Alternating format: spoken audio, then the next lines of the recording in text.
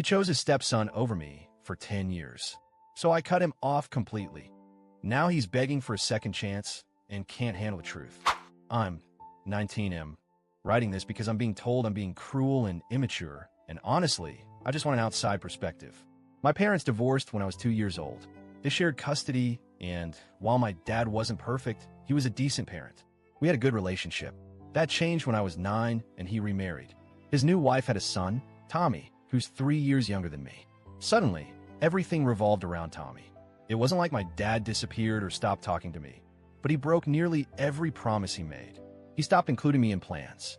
Every Just Us moment was canceled, reworked, or taken away and given to Tommy. He told me that Tommy had never had a father and he needed to be there for him. To be a real dad, I need to make time to be his dad, he said. It stung. A lot. And it didn't stop. The worst moment was when I was 13, the day my mom died. My heart was in pieces. I needed comfort, and I needed him. Instead, he went ahead with plans to take Tommy to a father-son football game. He knew my mom had died. He still chose football with his stepson over grieving with his actual son. His wife told me I was spoiled for expecting him to cancel and said I was trying to ruin his special day for Tommy. There were other moments too, like when I won an award at school and asked him to take me out for cake and ice cream. Just the two of us. He said yes. But 2 days later, he told me he had to work extra hours and only had time that week to spend with one of us. He kept his Saturday karate plans with Tommy and canceled on me.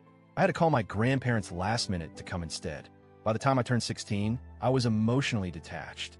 I stopped expecting anything. I started making plans to leave as soon as I turned 18.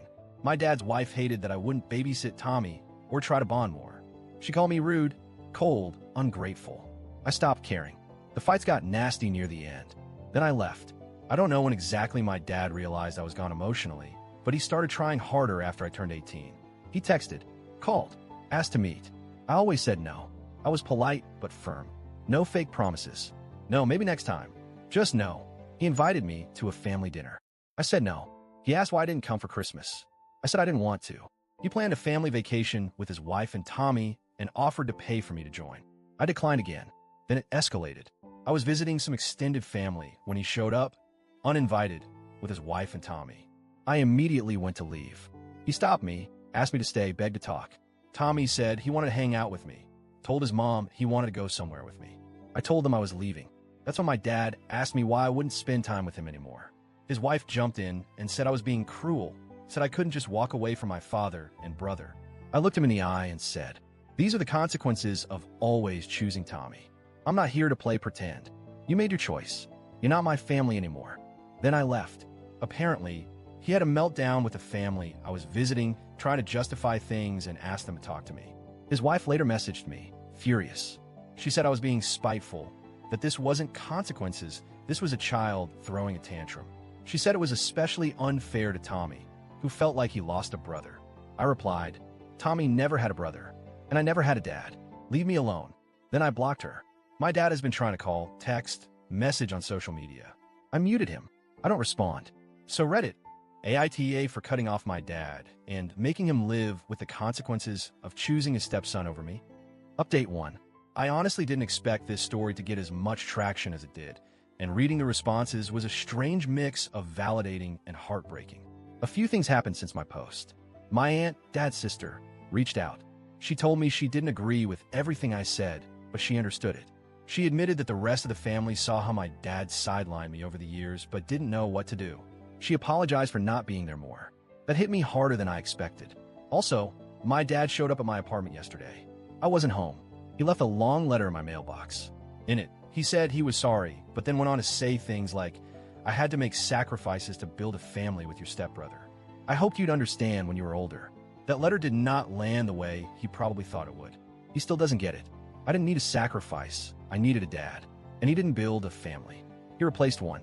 I haven't responded. I probably won't. Update 2. Tommy found me. Through Instagram. He sent a message that started with, hey man, I know you probably hate me. I didn't hate him. I don't. He was just a kid. A kid who got the attention I begged for.